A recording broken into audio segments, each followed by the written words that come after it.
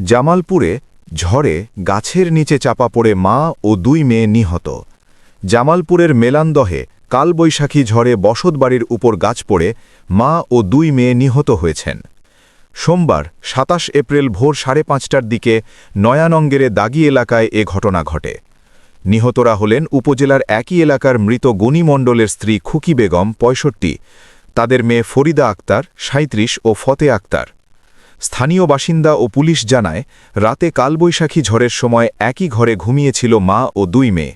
ঝড়ে ঘরের পাশে থাকা মেহগানি গাছ ঝড়ের কবলে ঘরের উপর পড়ে গিয়ে চাপা পড়ে, এতে ঘটনাস্থলেই নিহত হয় তারা। রাতে মারা গেলেও সকালে স্থানীয়রা খবর পায় এবং ফায়ার সার্ভিস তাদের মরদেহ উদ্ধার করে। নিহতদের স্বজন মনিরুজ্জামান রিপন বলেন, আমার ২ ফুপু আর দাদি ঘরে ঘুমিয়েছিল। রাতে ঝড়ে তাদের ঘরের উপর একটি গাছ উপড়ে পড়ে, গাছের চাপা পড়ে ৩ জনই মারা গেছেন। নিহত বৃদ্ধার ২ ছেলে রাজধানীতে কাজ করে। তাদের মৃত্যুতে এলাকায় শোকের ছায়া নেমে এসেছে।